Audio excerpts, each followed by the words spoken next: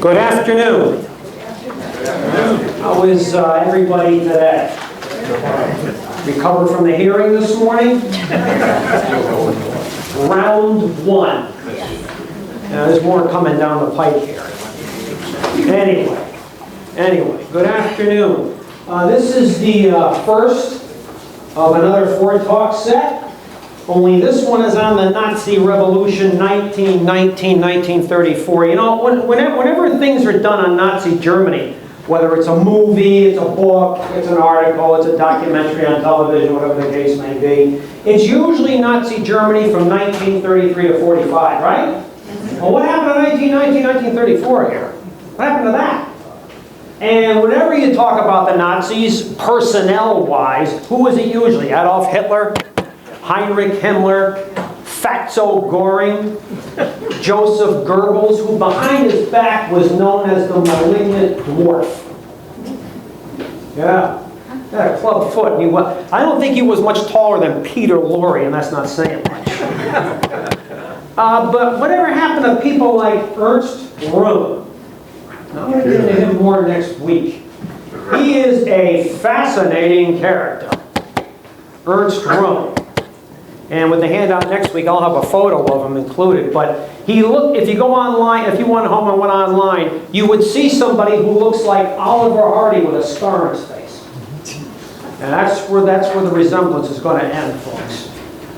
He will be practically the only one who will not call Hitler the Mein Führer Adolf. Shows you how close they were. He's in from almost the ground floor. But anyway, this is an attempt to get us to better understand the origins of the Nazi state and the demise of a system of representative government known as the Weimar Republic. And I'm going to devote a whole week to that one. But it's interesting here what you see. Sure.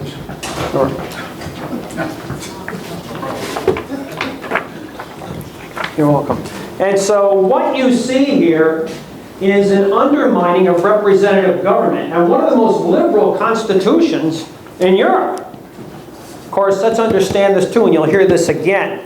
As opposed to our system of representative government, which people fought and died for and bled for, that doesn't happen in Germany.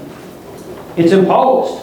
So where is that foundation, that long-term, strong foundation for representative government? Does it exist? No. No, you're coming out of a system of authoritarianism. Kaiser Wilhelm II?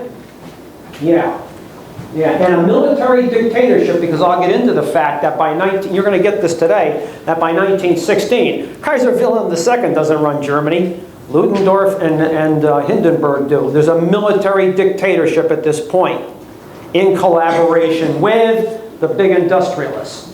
In other words, now we're getting into the corporate state, aren't we? Yes, indeed. This is the end of the monarchs anyway. There's a whole lot going on here.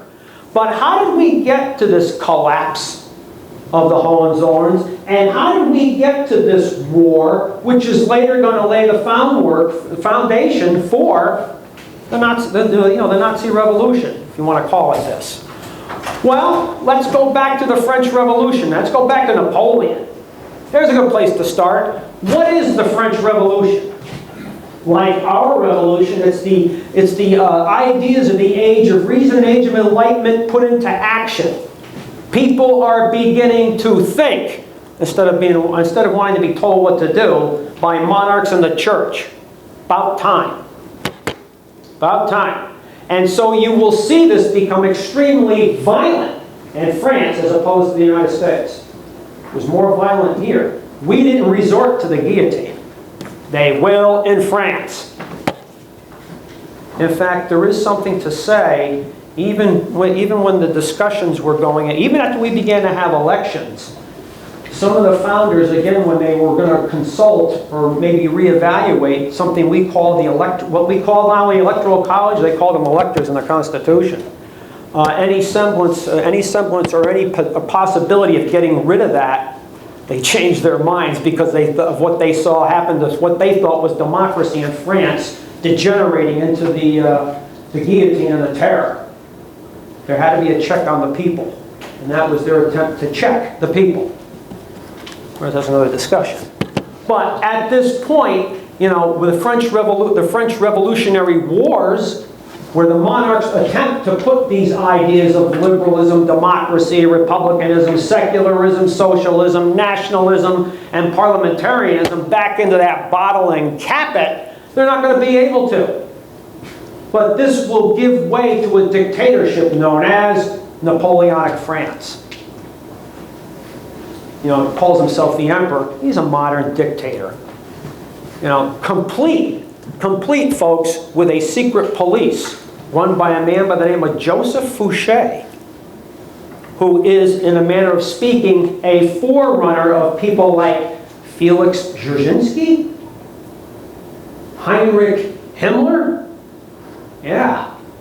Interesting what you see coming down the pike here. Fascinating. Or Lavrenti Beria. Wonderful people. And so you see the seeds being laid here. In essence as well here, the rudiments of modern war. Conscripting entire populations and entire economies for war. We can no longer rely on just volunteers and professional soldiers because of the snowballing of the Industrial Revolution. The evolution of capitalism going on is helping to undermine the monarchs who had been around since you had serfs, feudalism.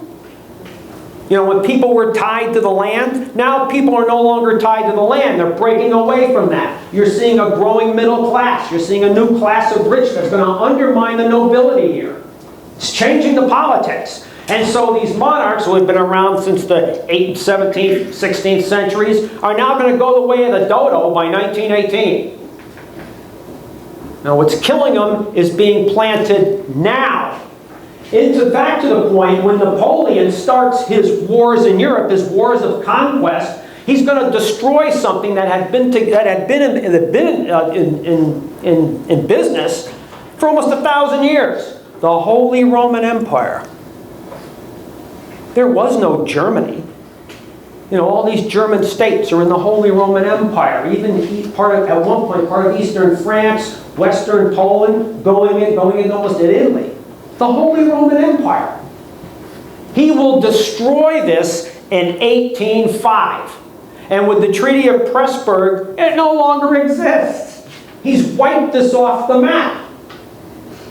This is a cataclysmic change in geography in Europe. And he will erect something known as the Confederation of the Rhine. He organizes 16 German states to act as a buffer to Tsarist Russia. This is going to help foster something that's going to come on here, German nationalism. You know, they're not just 16 separate city-states, principalities, whatever. They're now being thrown together. You know, and you're going to see the same thing by France come 1919 at Versailles. And Georges Clemenceau will be a big proponent of this.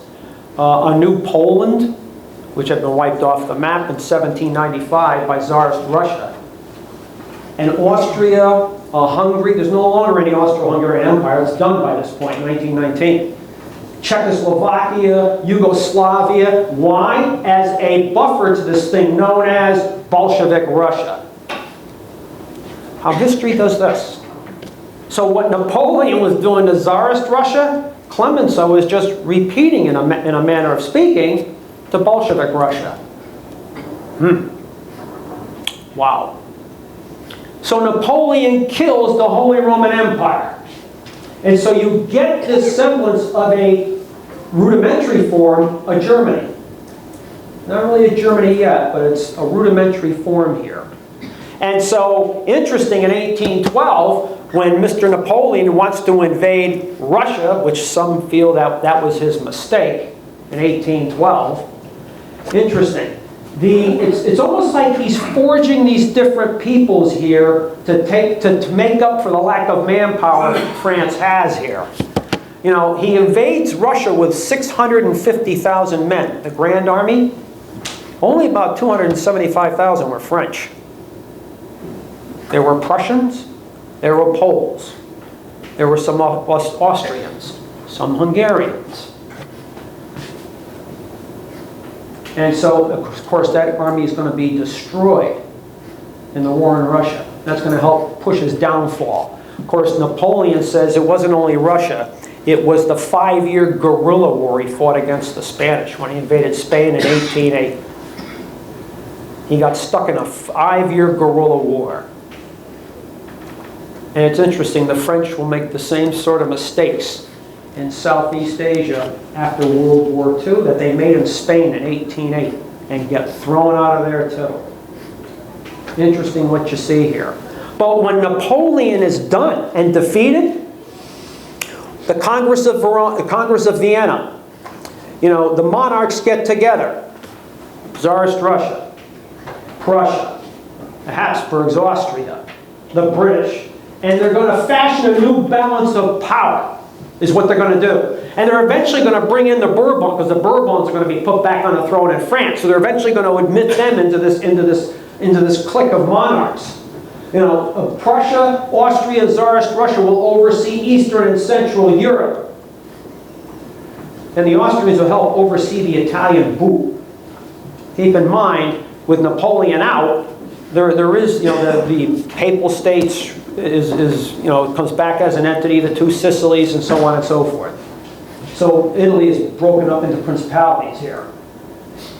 But however, that's another thing. Italians now are going to begin to feel their nationalist oats. Again, this comes out of the French Revolutionary War and then the Napoleonic Wars. Britain will oversee everything because they come out of the Napoleonic War, if you want to call it that, the ranking superpower, if you want to apply that term to them. The Royal Navy, we know about that. We know about that.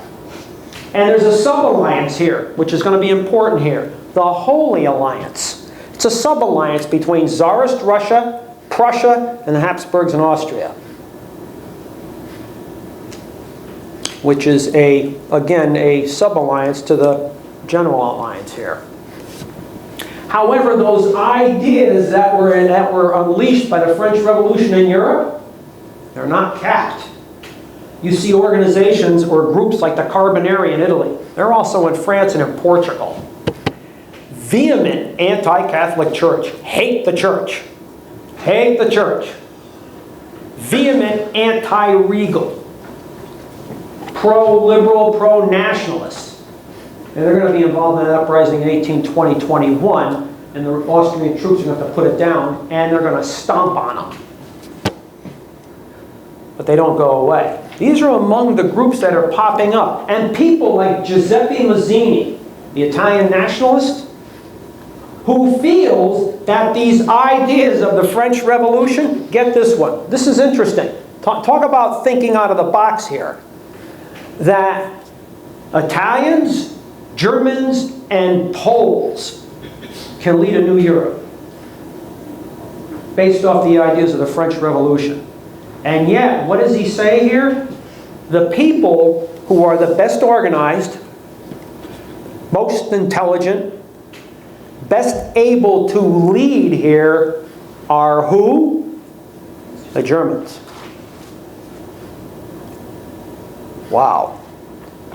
Many ideas going around here. Many ideas going around. There are numerous revolutions here. 1820-21, 1830-31, and then the Springtime of Nations, 1848. Some of that brought on by famine and so on and so forth, because it's around the same time. Aren't some Irish coming here because of the potato famine? Yeah, some people from Germany. There's the famine in the German states. They're coming here. In fact, there were Northern generals during the American Civil War that liked having Irish and German soldiers. Upwards of 20% of the soldiers in the Union Army, were European origin. You know why Northern generals liked them? Well, you know how Americans are. They don't like being told what to do. Some of these Irish and Germans came out of authoritarian regimes. They know how to follow orders. You know who else were pretty good soldiers? 180, almost 200,000 blacks served in the Union Army during the Civil War. If anyone knows how to be told what to do, it was slaves. Interesting. But you see in Europe here, again, this carefully crafted balance of power will be under siege. You know, there's chips and cracks and fissures developing into this balance of power. And one of the main events that will help crack this open, in my opinion, is the Crimean War. Nobody talks about this war. There's a whole lot more going on with this war than Errol Flynn and Nigel Bruce charging up the Balaclava Heights for Michael Curtiz in the charge of the Light Brigade. A lot more going on here. Interesting because, you know, as the British began moving into the Middle East in 1763, and Tsarist Russia arm twisting the Ottomans into having the Eastern Orthodox try to oversee Christian interests in the Middle East, that made the Vatican real happy. And then the French, Napoleon leading a French revolutionary army into Egypt and Levant, 1798. Now the Ottomans are tottering now. Forget 1918, they're tottering now. And so you see these ideas from the French Revolution now beginning to percolate in the Middle East. Liberalism, democracy, secularism. How about that one? Socialism, nationalism. You know, people here, like in Europe, people in the Middle East now are beginning to feel like Egyptians or Syrians or Palestinians. And let's not forget the Balkans here, because they were under the Ottoman thumb. Serbians are beginning to feel like Serbs are beginning to feel like Serbians. Romanians, Bulgarians, Macedonians, so on and so forth down the line. And so you see the undermining going on here. You see it here. However, this war, the Crimean War, you know, Napoleon III takes power in France and is trying to resurrect France as an important power in the world. And all of a sudden the radar goes up in England. And so when Tsarist Russia and Napoleon III arm twists the Ottomans into having the Catholic Church oversee the Christian interests in the Middle East. And this is going to help bring on the Crimean War. You know, Tsarist Russia is going to attack Romania, or what's going to be known as Romania, and carve out territory here. Right now, that's still under the Ottoman Empire. The British never wanting to see Russia, you know, the British never wanted to see Russia in the Middle East. Boy, some of those 19th century British diplomats must be turning in their grave knowing that if they knew that Mr. Putin has a Navy base in Syria. And so you see, as the Tsarist Russia attacks the Ottomans, the British, again never wanting the Russians in the Middle East, will rush to assist the Ottoman Empire, as will the French. Now let's understand here religiously the sides that are chosen up here. The Russians, again, are what? Eastern Orthodox, right? Yeah. What's on the other side of the chessboard here? Muslims, Anglicans, and Catholics. Boy, there's a group. Now, the French, Napoleon III wants to resurrect France as a global power, an important power. Keep in mind, he's already meddling in Southeast Asia, and you know where that's going to go in the 20th century, Vietnam. But at the same time here, you see him trying to resurrect France as an important power in this group between Britain and France. France supplies the greater percentage of the ground troops. Guess who supplies most of the naval power? The British, the Royal Navy? Yeah. Hence the Crimean War. This is a war which nobody really talks about, yet in 33 months will claim 500,000 men. Many of them die from sickness and disease. In fact, it's estimated by some military historians upward of 300,000 will go that way. But Tsarist Russia loses this war. Interesting, this holy alliance, getting back to that, between Tsarist Russia, Austria, and Prussia.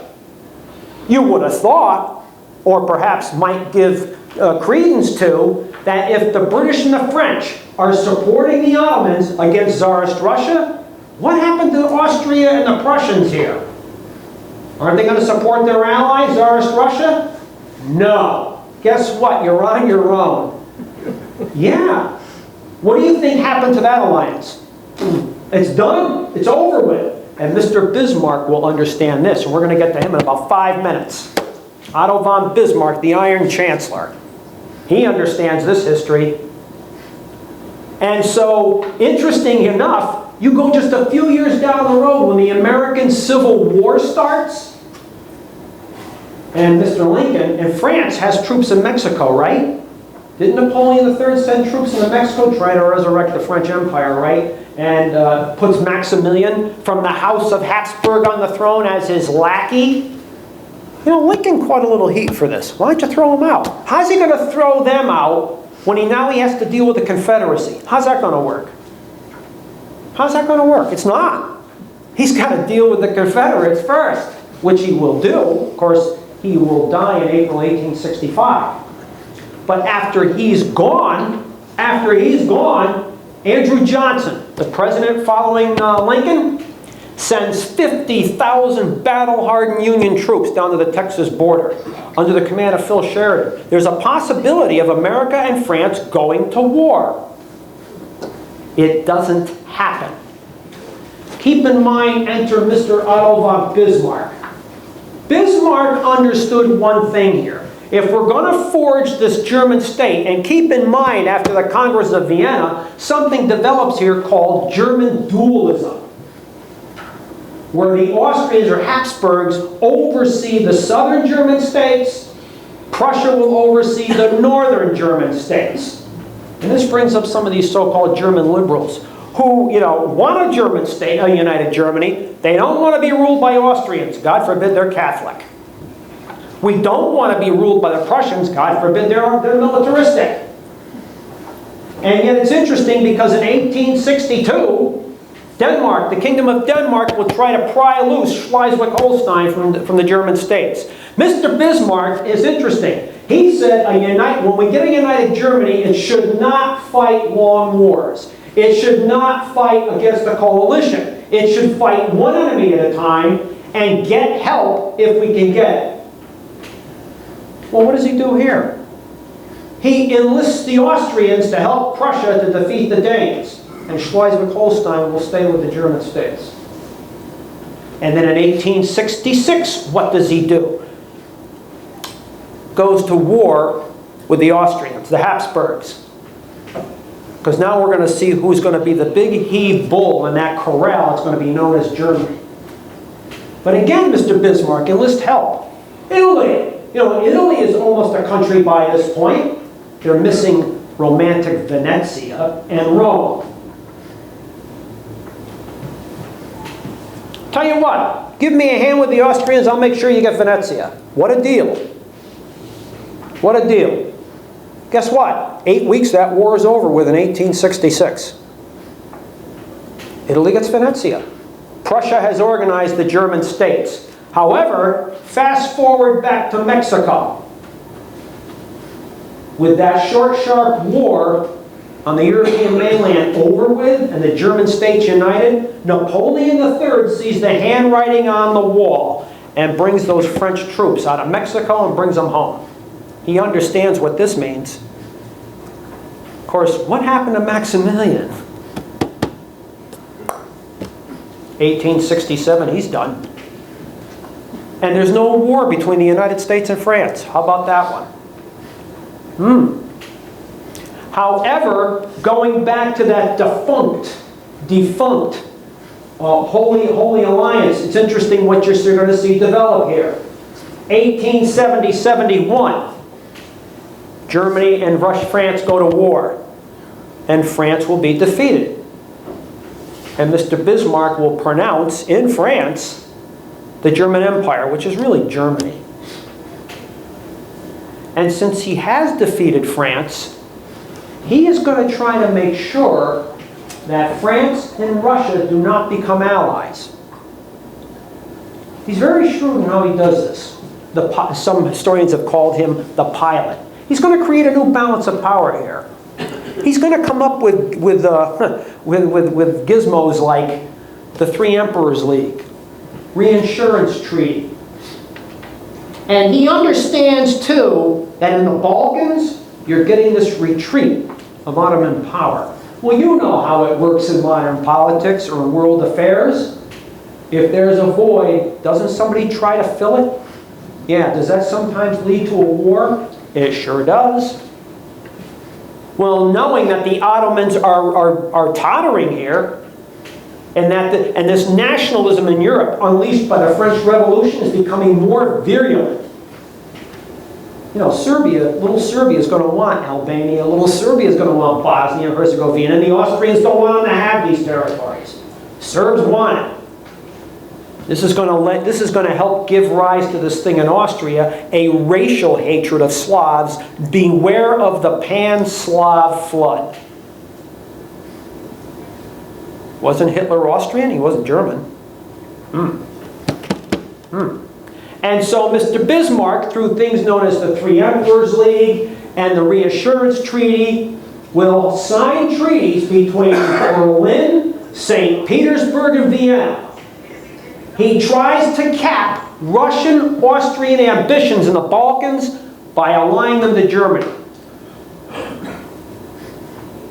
And he can oversee this balance of power. And on top of that, he makes sure, by doing this, that France cannot sign a treaty with the Russians.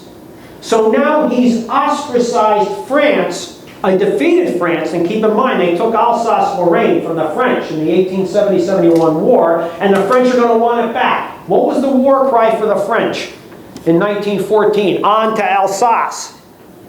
Yeah, on to Alsace. They're not going to get it right away, but on to Alsace. So how do you keep them uninvolved in European politics? Have an alliance with Russia? Yeah, let's throw in the Austrians, and we ostracize France from European politics. Let them go play in Southeast Asia. Let them go play in North Africa. We don't want them here. That's another thing. Bismarck said, we don't go after colonies. We don't do that. He's looking to build this political, industrial monolith in Eastern and Central Europe. And he says, we don't go after colonies, and we do not build a large navy. That will antagonize the British. Why would we want to do that for? Why would we want to do that for? He understands that Germany, sure, you have access to the North Sea, but the superior size of the Royal Navy, couldn't they block the English Channel? Couldn't they block the North Sea? That's exactly what they're going to do in 1914 and bottle up the German Navy. Mr. Bismarck understood this. He wasn't stupid. And so he erects this new balance of power. It's absolutely fascinating. And then on top of that, he will try to forge this German economy, the age of the Industrial Revolution, and help gear the finance in Germany to supporting German industry and also supporting the German armed forces. The General Staff here, which was a veritable institution in the German state. In fact, years after the Civil War, you go into early 1870s when General Sherman was actually the commander-in-chief of the Army.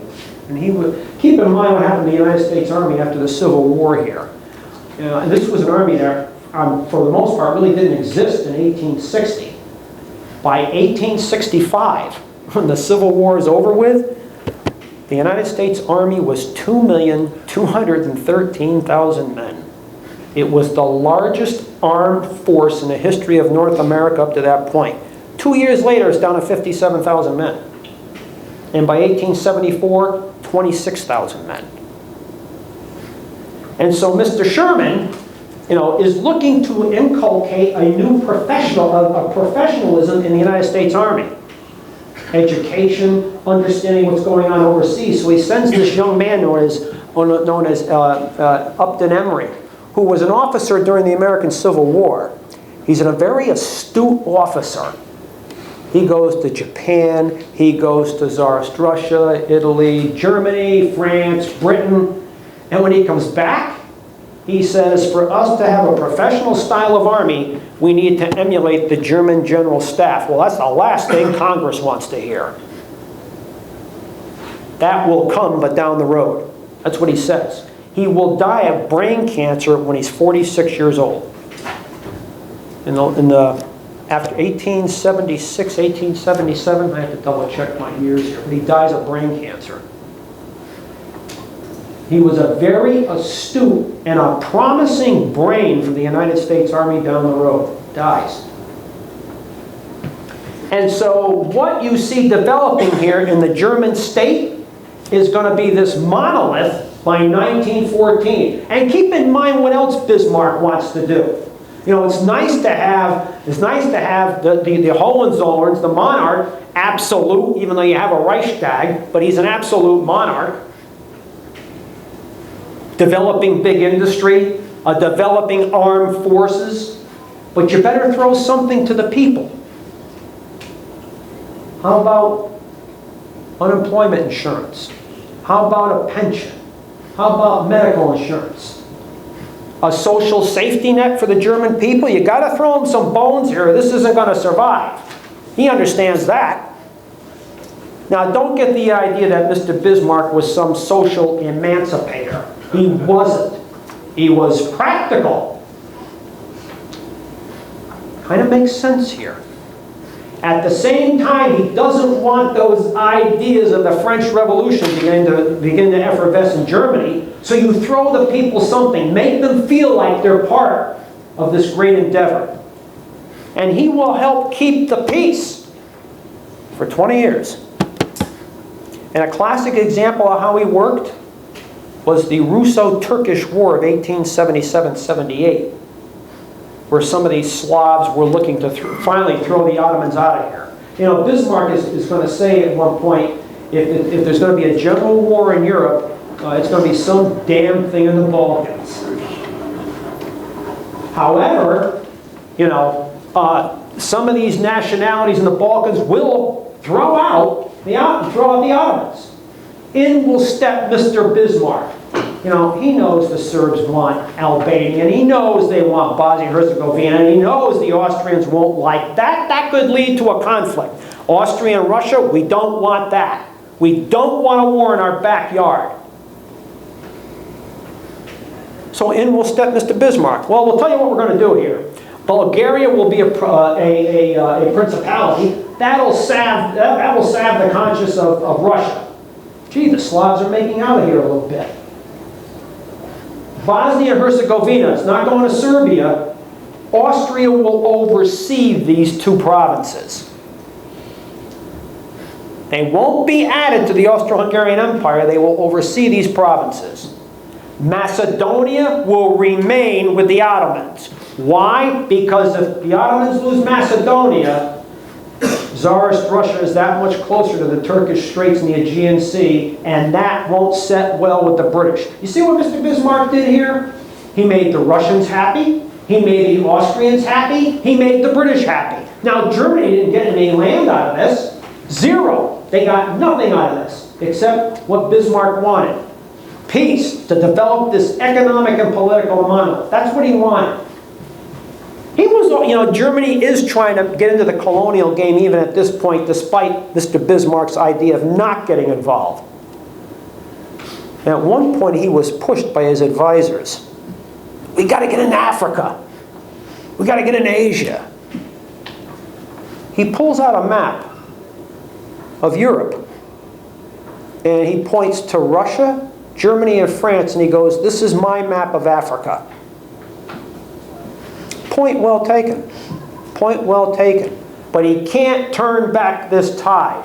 In fact, Germany will be the home court, Berlin, 1885, the Berlin Conference, where the European countries will sit down and peacefully discuss how they're going to carve up the African continent.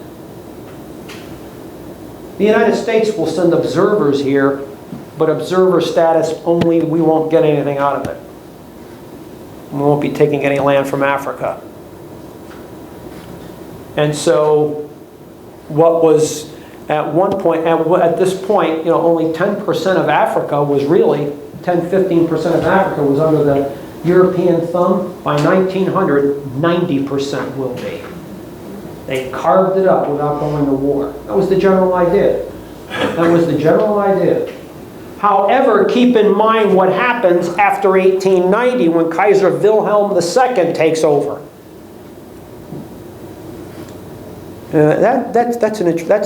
He's interesting because, you know, again, Tsar Nicholas II, Russia, weren't they cousins? Yeah, they were. Weren't they related to Edward VII and later George V of England? And Queen Victoria was Kaiser Wilhelm II's grandmother? It's a mafia setup.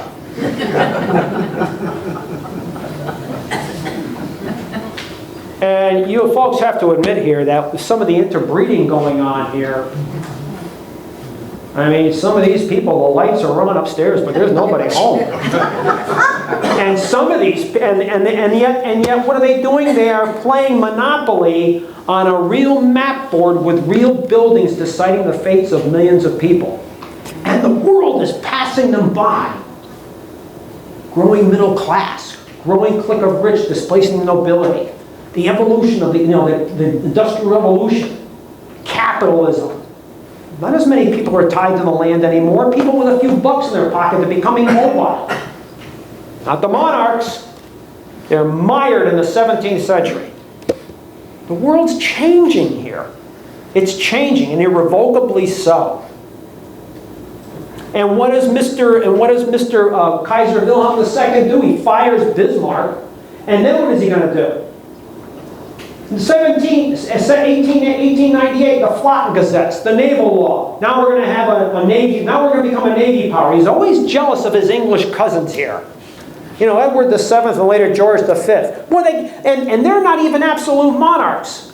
They're constitutional monarchs. And yet they have the world's largest empire, the world's largest navy, and my cousin can go boating every weekend if he wants.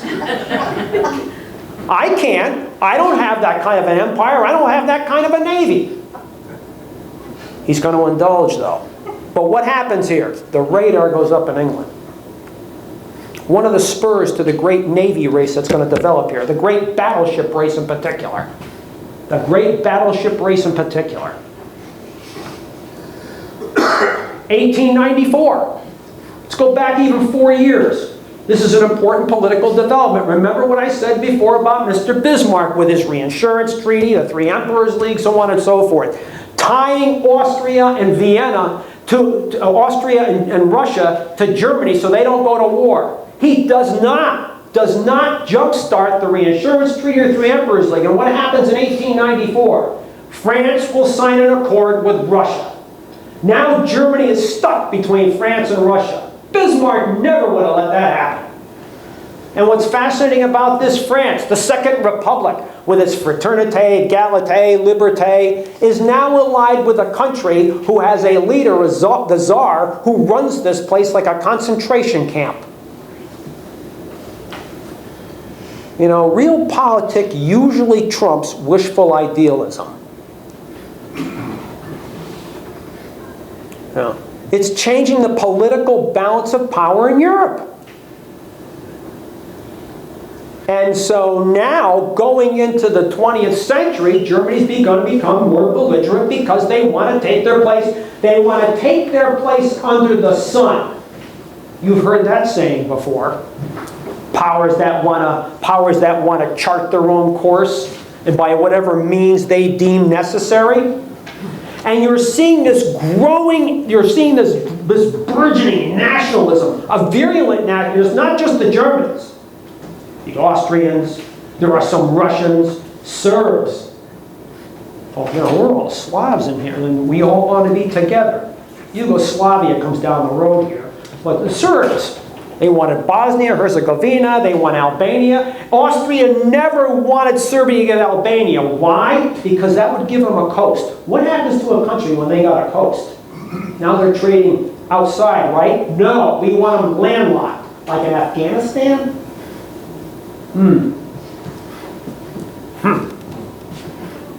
And this doesn't start in the 20th century. For the Germans, this real virulent nationalism. And the French are feeling this as well in the 19th century. But you see in Germany, a number of philosophers who come along and push this agenda. It's almost like the Germanic types had been put under a thumb or corralled for centuries, and now they're bursting out. Johann Gottlieb Fichte was a philosopher in the 19th century. The Latin race, decadent. Jews, pollutants of the human condition. Get a load of this stuff. Get a load of this stuff. The German race will rise, led by, get this, led by an elite for its place under the sun. Does that sound familiar? This is well before 1900. Georg Hegel, one of the most renowned philosophers of the 19th century. Quite an intelligent fellow, by the way. Quite an intelligent fellow. The state, the primacy of the state, is the epitome of the human condition. Get a load of that one. The individual is second to the primacy of the state. Human happiness is a delusion. Does that sound like fascism? Oh yeah. Oh yeah, that's coming. You believe this? And the German race is the epitome, or the top-rated, the master race, if you want to use that terminology, and Prussian arms deserve to lead the Germans to their place under the sun. God bless you. Now, Mr. Hegel will not only influence the fascists and Nazis, he will also influence Karl Marx. Because Mr. Hegel says that there's one effort that's been done by human beings over the centuries that is the highest form of endeavor ever done by human beings to foster the human condition. War. War. And that's what the German race is going to have to do to attain primacy. War. Well, what does Marx proclaim in the Communist Manifesto? The violent overthrow of the established order. You see where we're going here? Heinrich von Treitschke. Now there's another one for you. The primacy of the German race. He's one who thinks that the primacy of the state, like Hegel, the primacy of the state, and it's not just the human condition. He sees that people who are considered second-class citizens, who cares about their aspirations, their hopes, their dreams? They're slaves. What do you think that sounds like coming down the road? The Slavs are second-class citizens? Jewish people are second-class citizens? How about gypsies? Remember them? What happened to them? They're not acceptable as part and parcel of the master race. And there's another one. War will bring the German race to the top. Frederick Nietzsche, another well-known philosopher, writer of the 19th century. Here's where the Nazis really get the idea of the master race.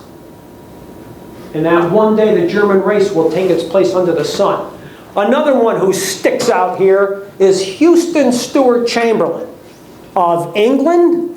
He's not even German. Yet he has an affinity for the German race, to the point where he'll leave Britain and go to Germany. He will marry Richard Wagner's daughter. He is such a popular figure of German nationalism in Germany, he becomes an intimate of Kaiser Wilhelm II, even to the point becoming an advisor to the Kaiser. He'll survive the end of the war in 1914, 1918. He will die in 1927, but he meets Hitler in 1924 and sees in him that ordained leader, the Moses of the Teutonic race, if you want to use that term, that will lead them to the promised land, Valhalla. What you see coming out of here We have our own types here, you know, in the 19th century. How many here have ever heard of Josiah Strong? He was a cleric. He wrote a book in the 1884, 1885 about America taking its place on the world stage. This guy's a cleric. You know, this mission civilistris, you know, it's the white man's burden to bring the downtrodden or the people in the backwoods into the 19th century, modernize them. Henceforth, we go into the Philippines. Interesting what you're seeing develop here. Fascinating. And then you get then you get the counter here.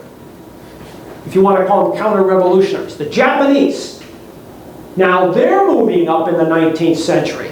They're interesting too because of the fact the Japanese, when Admiral Perry went here in 1853, we weren't the only ones going here. The Brits were, the French were, the Russians were, so on and so forth.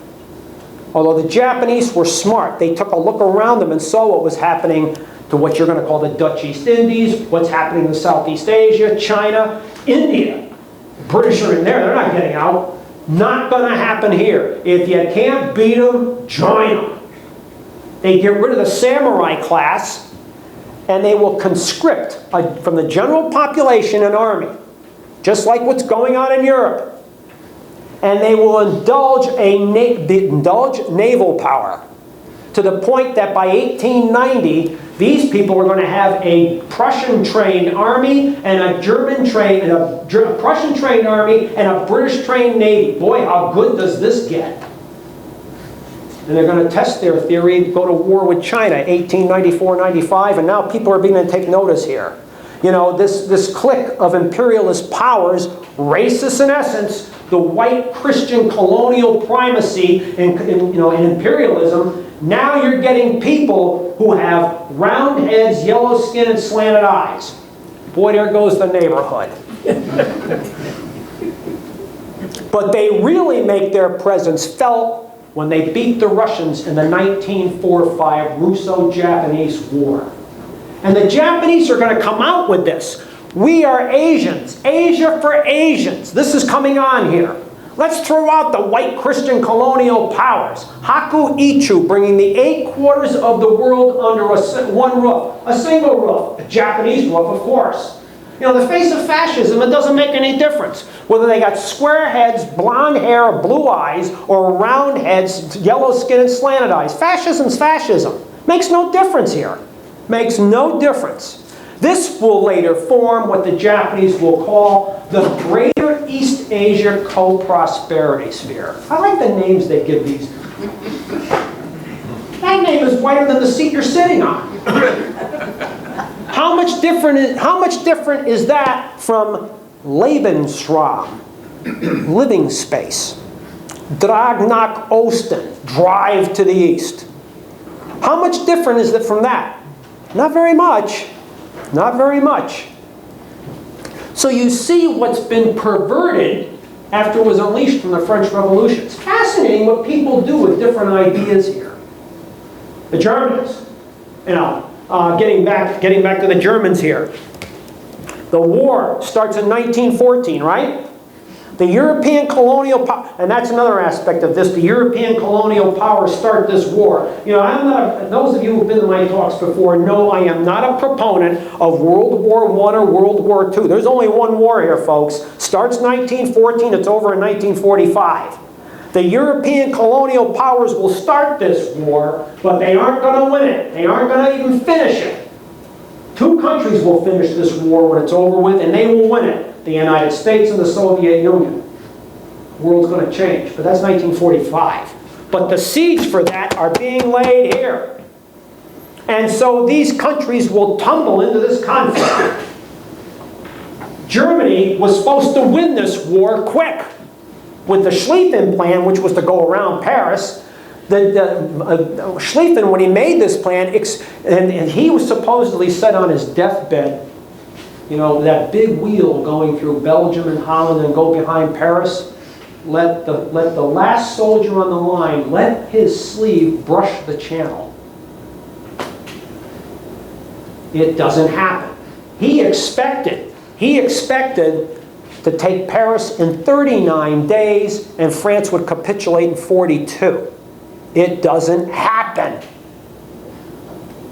And what happens? Trench warfare. Now they're stuck for 4 years in an industrial war, a commercialized war.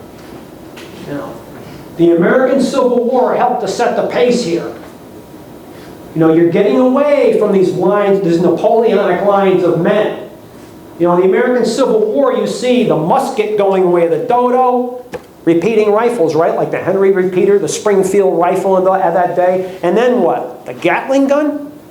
How about rail guns? Somebody came up with the bright idea, gee, we have railroads, why don't we stick some artillery on it? Yeah, now you can move them by train. See what's happening here? And even in the American Civil War, the Balloon Corps. You know the Union Army had an Air Force? They did. Had an Air Force. Thaddeus Lowe, one of the nation's most well-known aeronauts. The Union Army or kill it, but you know where man is taking his technology here. Interesting, fascinating. And so you see now this idea of industrializing war, and again, you can't just rely on professional soldiers or volunteers. We need to conscript entire populations for war. The French can mobilize 5.9 million men. The Germans can mobilize 9.7 million. Well, how do you make up for that shortfall? Colonies. The French are going to snag 50,000 men in Vietnam from their families, stick them in a uniform, and put them in the trenches. They'll snag another 50,000 to schlep supplies. They're taking men from Senegal, Morocco. The British are doing the same thing with men from India and so on and so forth. Gee, are these people members of the firm? I don't think so. Does this help push the revolutions that are going to occur in these countries later on? You know it will. This is meat on the table for people later on like Ho Chi Minh, Mao Zedong. Yeah, that day is coming. That day is coming. That day is coming.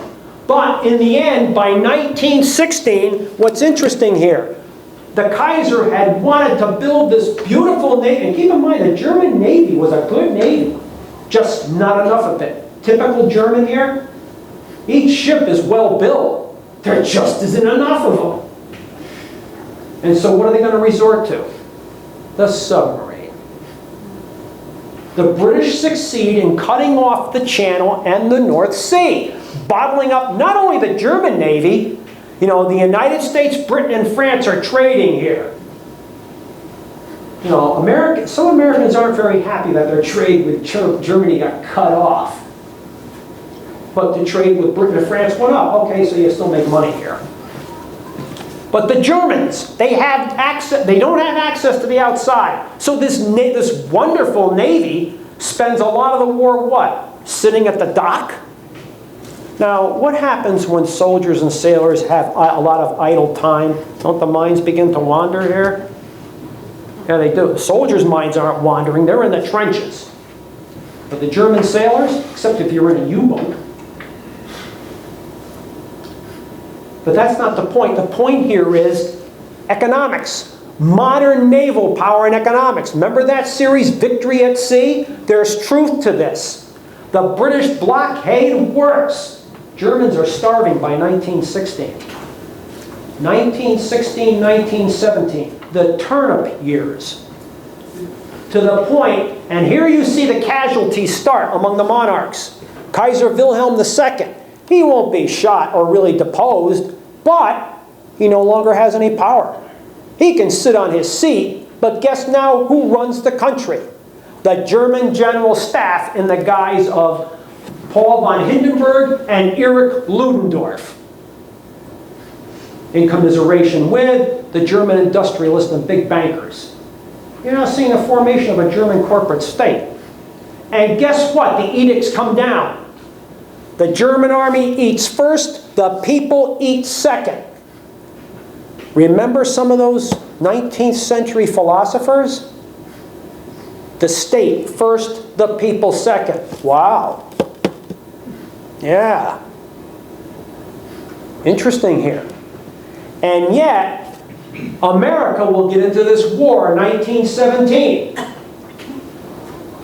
America will get into this war in 1917. Why? Well, number one, didn't Wilson warn the Germans more than once? You know, if you don't cease this unrestricted submarine warfare, you're gonna force my hand here. And then papers like the New York Times, these German submarine commanders, they're pirates, they're brigands, they're murderers. Well, you know, this is new here. But it's industrialized war. This is what you're seeing. Industrialized war. Man's machines are taking over. His machines are taking over. Kind of reduces the essence of humanity. Not that there's really humanity in war, but you know what I mean. Of course, the New York Times won't say that about American submariners in 1942 to 45, because now it's accepted. You see a tanker? Whoosh, nail it. Economic warfare. And so, sure enough, Wilson will go before Congress on April 2nd, 1917, and it will take Congress 4 days to deliberate. He'll get the declaration of war he wants. Two of the major reasons, again, unrestricted submarine warfare. This nation gets very touchy all through its history about freedom of the seas.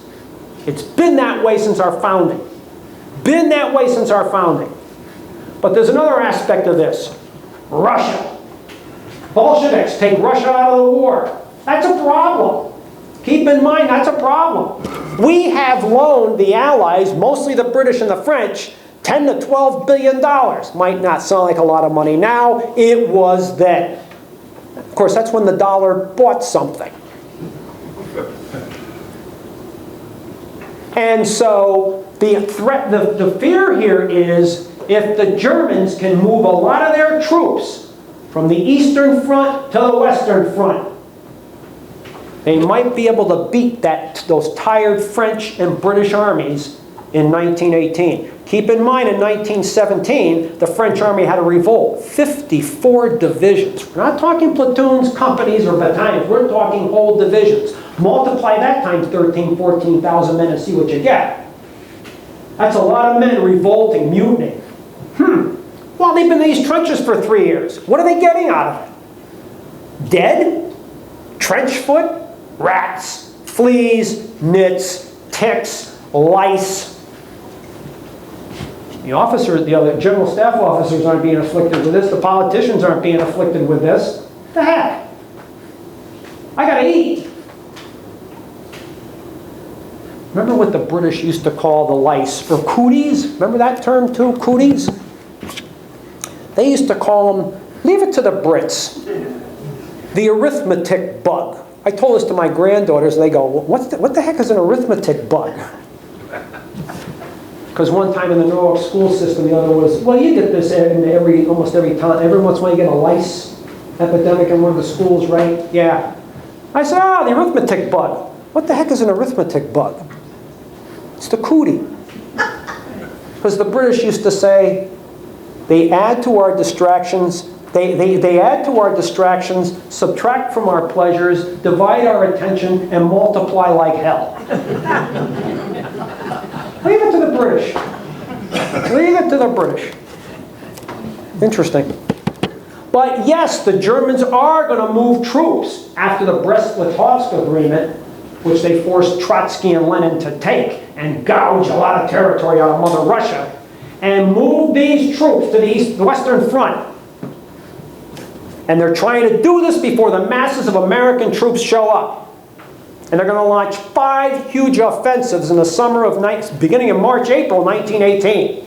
They will fail, but a lot of men are going to die here. But America is concerned. And who's especially concerned? The government officials, the diplomats, and the bankers. Why? Because if the Germans can get those troops on the Western Front and defeat the British and the French, what guarantee is there that you're going to get that $10, $12 billion back? You know, you loan money, don't you want it back? Yeah. So who's going to make sure we get that money back? Well, you send the collection squad, doughboys and Marines.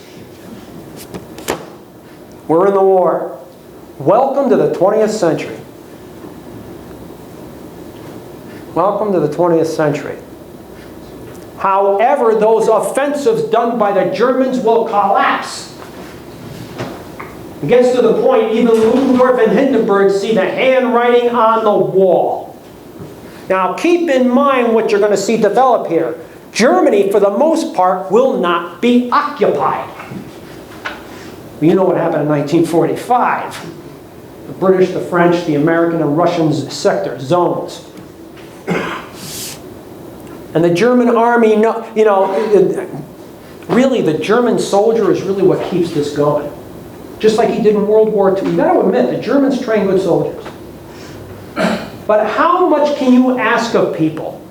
And you begin to see in 1918 that cement that keeps the German army together, known as discipline, begins to crack and crumble.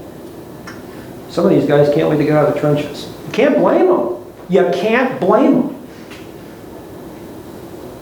And so by the end of October, going into November, Ludendorff, Hindenburg, the king, and now you're getting these moderate politicians like Friedrich Ebert, Matthias Erzberger, who will be assassinated in 1921, Philip Scheidemann. These are from like the German Democratic Socialist Party, the German Socialist Party. Moderate parties. Better form a government, which will later be known as the Weimar Republic. And as they're discussing this in the Reichstag, there's discussions going on here. No one can come to an agreement. And Scheidemann looks out the window to some of the people below and says, "We got a republic." But again, this is formed in the throes of war. Was there a revolution for which it was fought for, like in America? No. How about France in 1830, when the Bourbons, the last Bourbon, Charles X, the last absolute was thrown out, and a constitutional monarchy takes over. Louis Philippe of the House of Orleans. Now we have a constitutional monarchy in France. That didn't happen here. That didn't happen. You had the Kaiser, who was not deposed by the people, but by that general staff he was so fond of.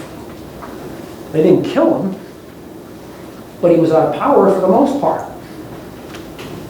The Allies. And you're going to see Matthias Erzberger, Count Oberndorf, and a representative of the Army and Navy go to France for the Armistice. But then that big lie begins to be formed here.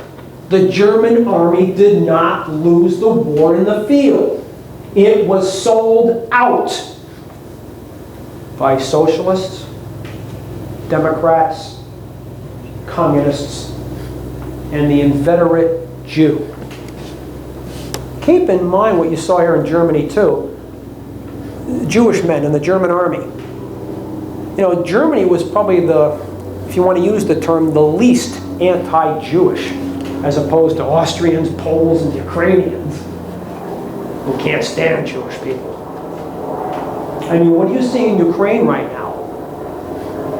Graffiti on bridge abutments, walls, so on and so forth. In Western Ukraine, Ukrainians won't be ruled by Russians, Poles, or Jews. That sounds like the 1920s all over again. And yet, some of these Jewish men considered themselves German first, Jewish second. I'm fighting for my country and my fatherland and my Kaiser. What's going to happen in the 1930s? We need a scapegoat here. Does that sound familiar now? It should. And so you see this so-called republic start, but it doesn't have a base. It doesn't have a base. The Kaiser's out of power.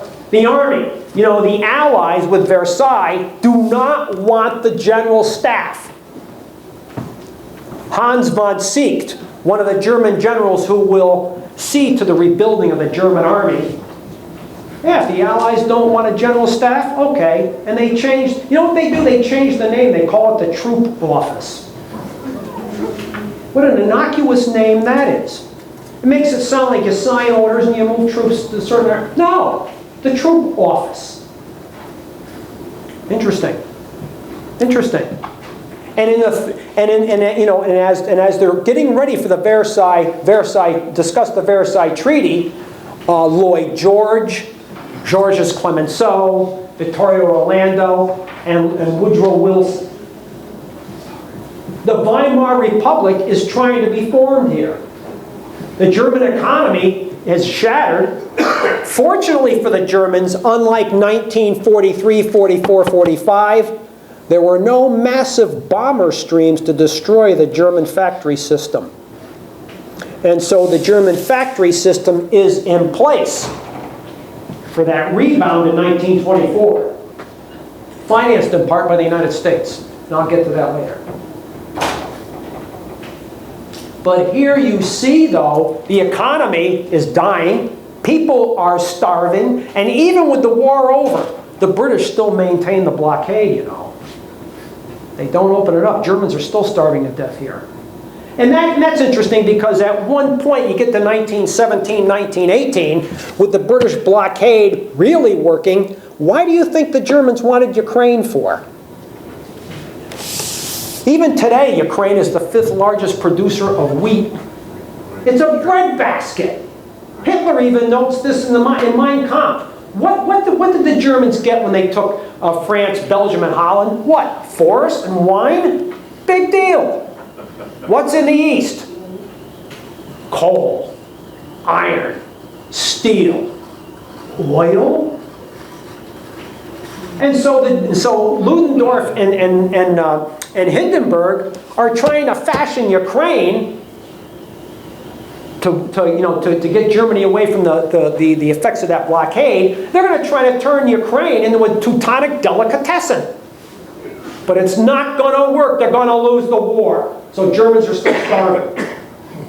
And this idea of a republic, keep in mind what else happens. The communists, Karl Liebknecht, Rosa Luxemburg, the Spartacus League it's called, they're going to try to rouse the German workers in Berlin. Keep in mind, they're going to have to hold their Reichstag meetings in Weimar, a little town not all that far from Berlin. Yeah. They're not going to hold their meetings in Berlin. Why? Because of the worker uprising in Berlin. And Karl Liebknecht, Rosa Luxemburg, what do they want to do? A Bolshevik Germany.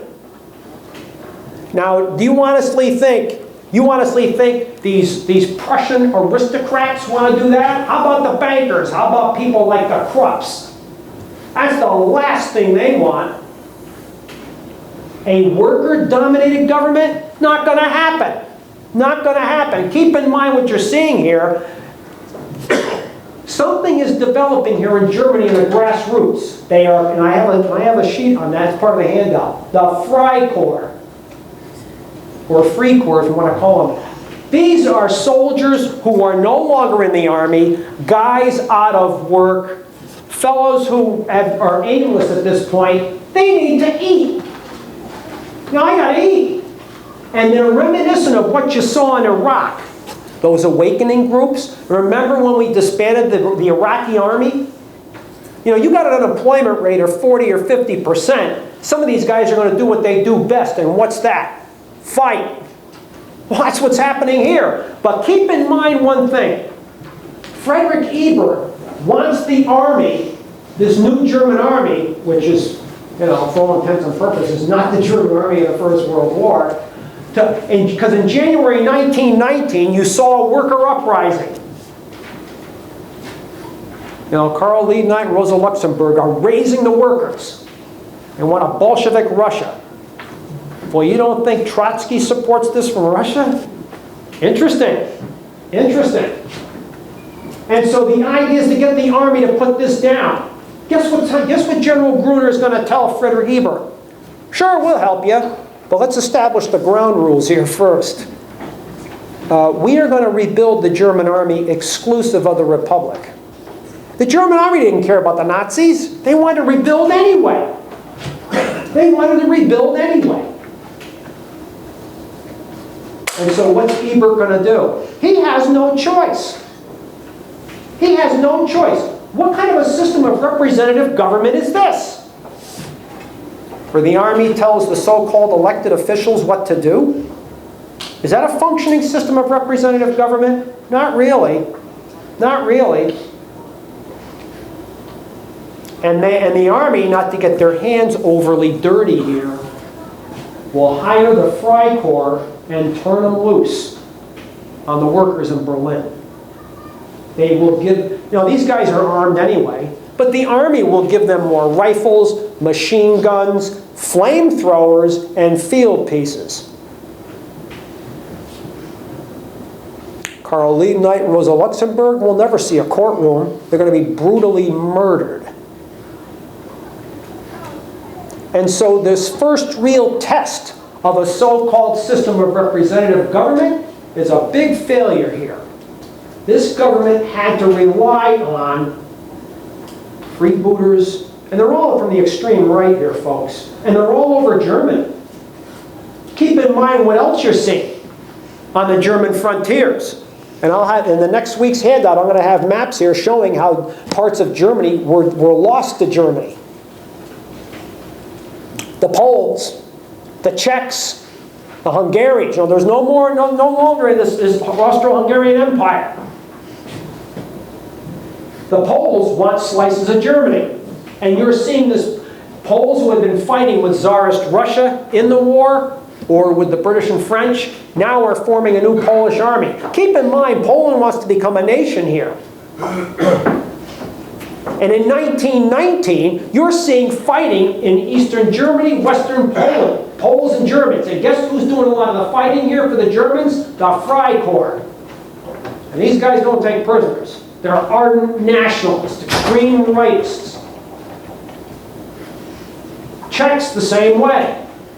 And there's even fighting in the West between the French and the Germans. The war might be over, but it's really not. Keep in mind what's going on in the Middle East, 1919, 1920. Syrians rise up. They want to throw the French out. 1920, Iraq, this newly minted Iraq, they rise up. They want to throw the British out. Turkey, as you see, it wasn't supposed to exist. The British, the French, the Greeks, and the Italians were carving up Anatolia. Kemal Ataturk will lead the fight, the Turkish War of Independence, 1919, 1922. And he'll kick out the British, kick out the French, kick out the Greeks, and kick out the Italians. And this thing known, this fledgling Armenia will be wiped off the map, as will a Kurdistan. Done. And Turkey appears as it does today. The Allies were looking for a 20th century crusade and Christianize Anatolia. Yeah, that made the Turks real happy. There's a lot of fighting going on here. Poland, or this fledgling Poland, invades Russia. 1919, 1921, Russo-Polish War. And guess what the Poles are doing as they're moving east for Ukraine, trying to get territory? Now is our chance to get rid of our Jewish problem. They killed Jewish people by the bushel here.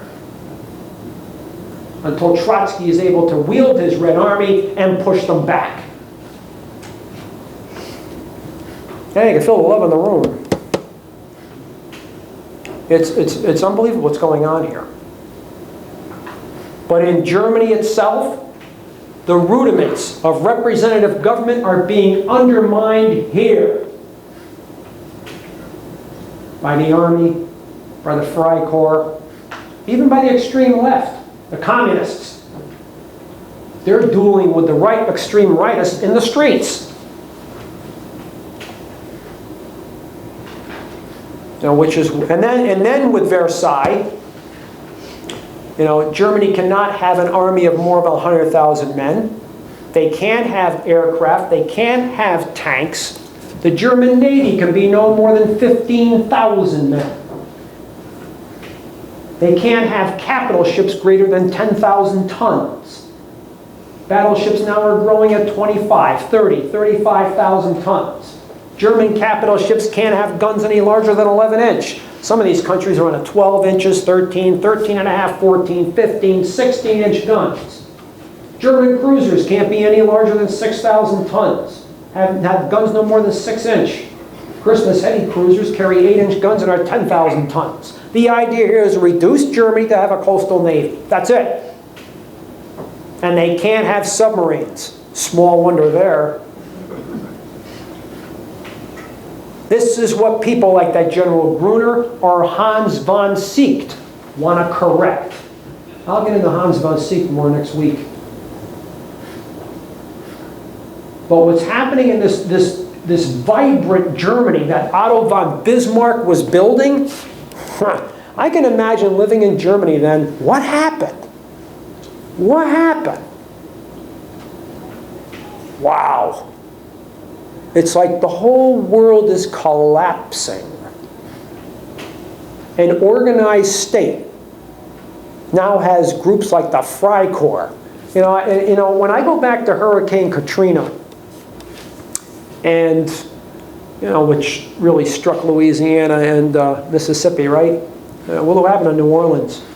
When the governor of New Orleans was calling out the Louisiana National Guard, guess where a lot of their National Guard was? In Iraq. Got to have replacements, right? For order, digging out. This is where you got to give these policemen from Boston and New York City a lot of credit. They went down there, they volunteered their time for this. You got to give these people, these men and women, a lot of credit for doing that. Going all the way down to New Orleans to volunteer their time to maintain order. They didn't have to do that. But then again, there's the other side of the coin here. Blackwater showed up, was hired to maintain order. I don't know about you. You know who else was there? Israeli security types. They even brought in security types from El Salvador. Now again, I don't know about you, but the last people I want to see in a street corner in Norwalk is some gun-toting type, right-wing type from El Salvador on the corner of Wall Street and Main Street. But then go back to Germany, the Freikorps. See what's happening here? A breakdown in established order. And so this thing known as the Weimar Republic, and I'll get deeper into this in 2 weeks, because next week I do the Munich Putsch. And so right from the get-go, there is no solid foundation here for representative government. Out of a war, a defeat, what semblance of government there was is defeated, is out. The monarch or the military dictatorship. And the military dictatorship blames the new government. And they call the signers of the Armistice on November 11, 1918, the November criminals. That's going to resonate with the extreme right here. The stab in the back.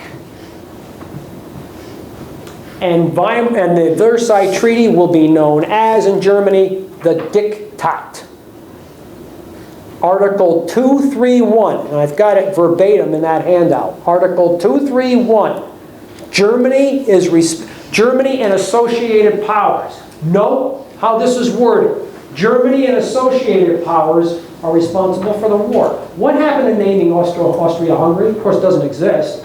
The Ottoman Empire doesn't exist. Germany does. Germany does. And so the extreme right will use this. This is a diktat. That's going to help rally the right down the road. The diktat. We're alone. Nobody will help us. We have to do this ourselves. Is this going to accentuate this idea of the primacy of the master race? Oh yeah. Oh yeah, it will. It will. Now, whenever you hear things like master race, or even when Americans say American exceptionalism, what's behind it? What is behind it? Take a good, close, hard look. See what you find. Who's saying it? Next week I'll get into the Munich Putsch. And that's a fascinating episode of how Hitler tries to take power in Bavaria.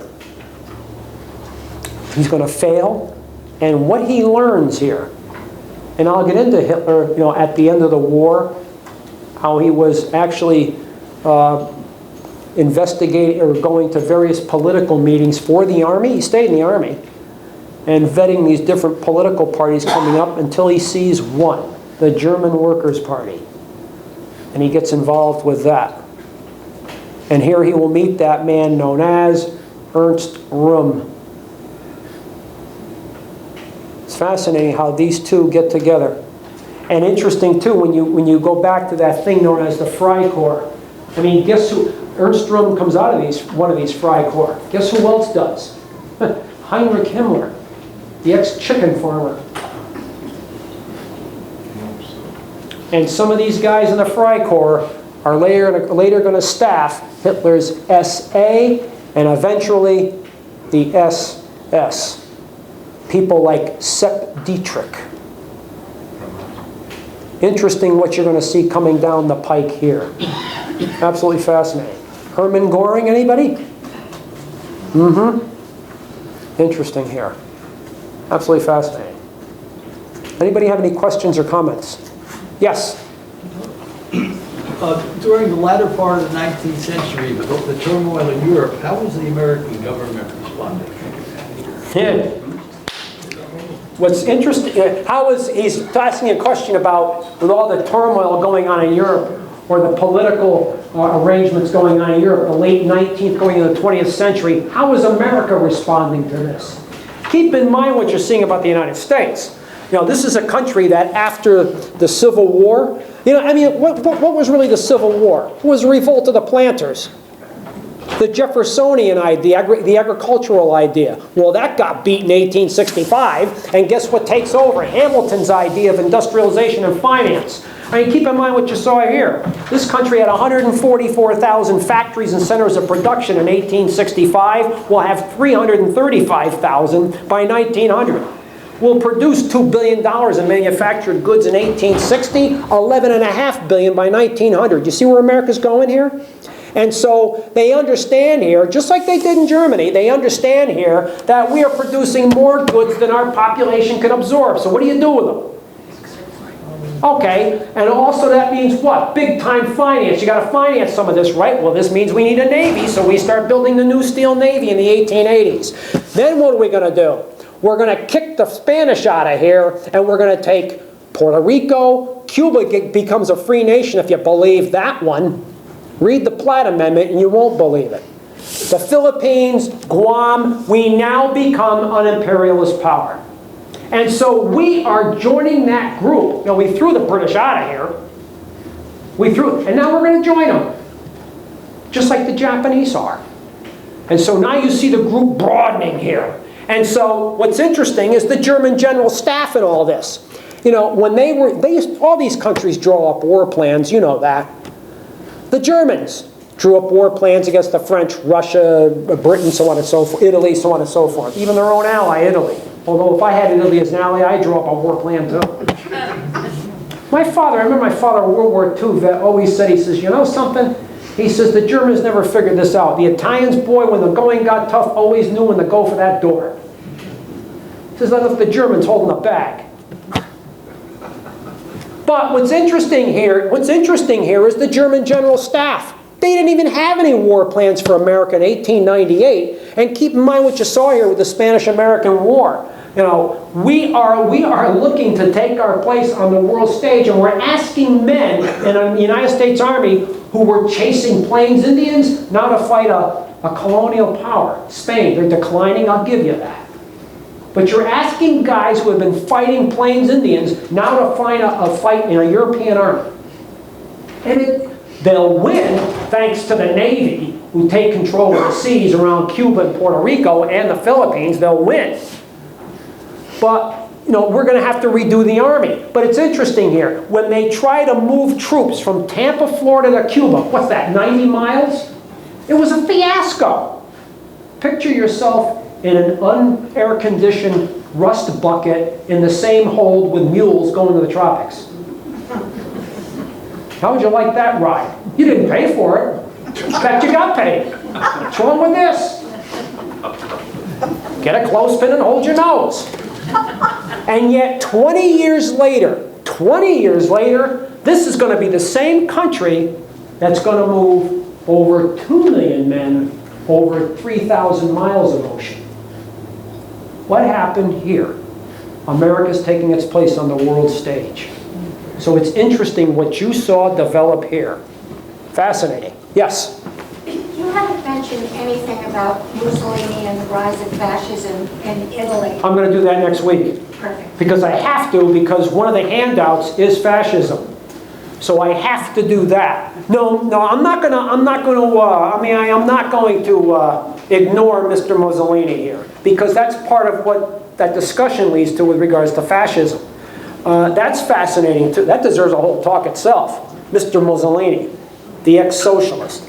Isn't it true, or is it not true, maybe we can answer this next week, but some of the reading that I've done suggests that Mussolini actually, that Hitler actually admired Mussolini and got some of his ideas from that. Is that accurate or not?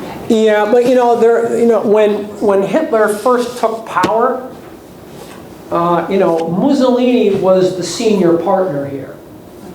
And in 1934, when Hitler made a state visit, he is in a double-breasted suit.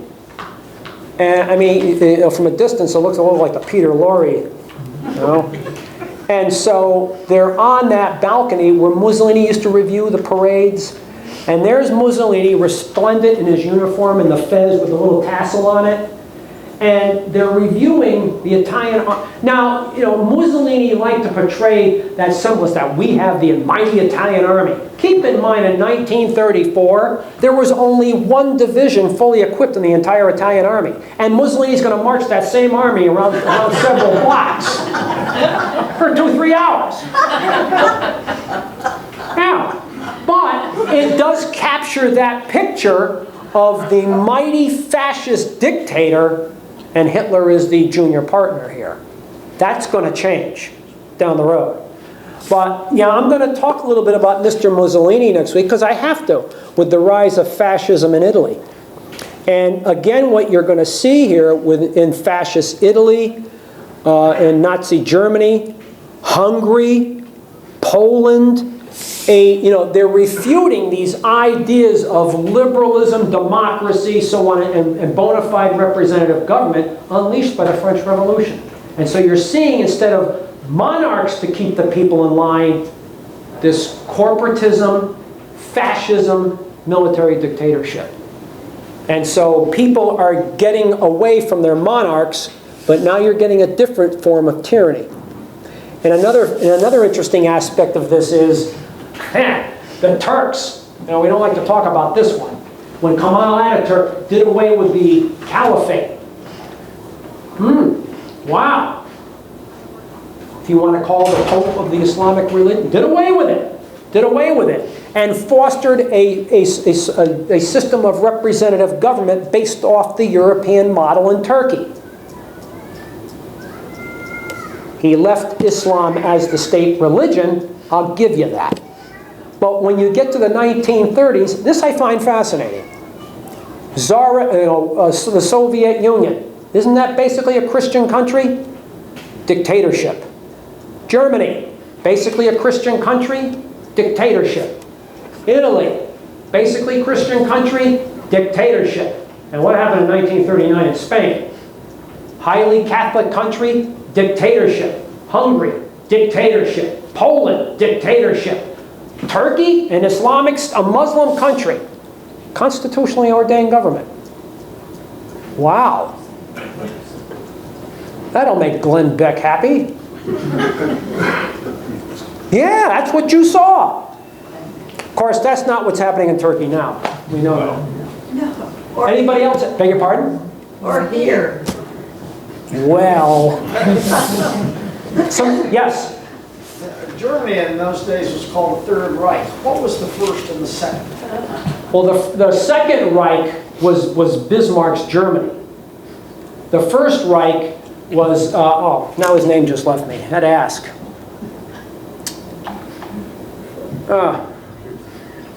It wasn't Rome, right? No. After Rome. Okay. The name will come to me 7 o'clock tonight.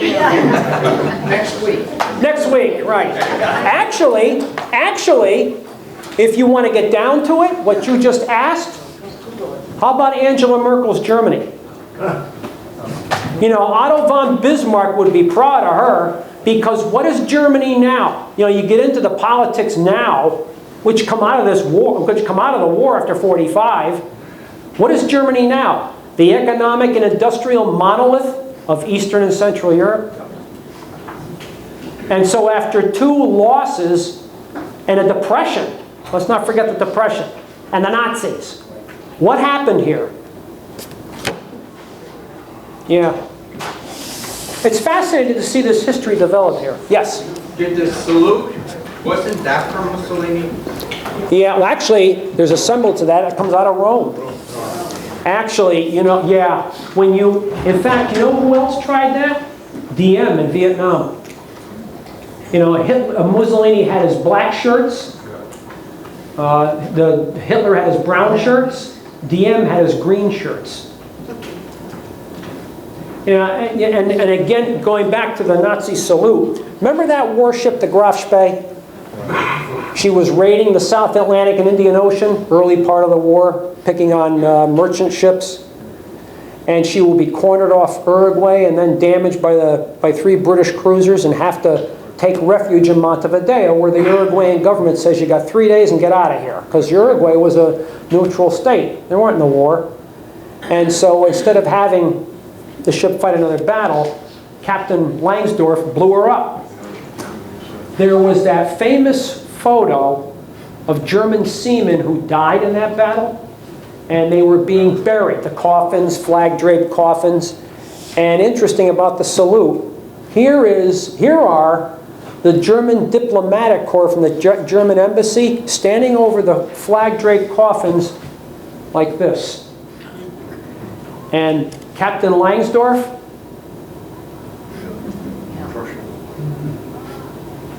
and that didn't go well in Berlin. That didn't go well in Berlin. And then, because Mr. Langsdorff came out of the old Imperial German Navy before the Nazis. And when it was Hohenzollern Germany, just like Erich Raeder, the commander-in-chief of the German Navy, Hitler always said that I had a National Socialist Air Force because of Goering, a reactionary army because of those Prussian aristocrats, and a Christian Navy, because Raeder never got rid of the Christian rights in the German Navy. And 3 days after that photo was taken at the gravesite, Langsdorff will wrap himself up in the Imperial German Navy flag, no swastika, the Imperial Navy German flag, and shoot himself. But that picture was, you know, that term went viral? Yeah. Interesting. Absolutely fascinating. So yeah, Mr. Langsdorff bucked the trend here. Not this. Interesting. Thank you, Mark. You're welcome. You're welcome.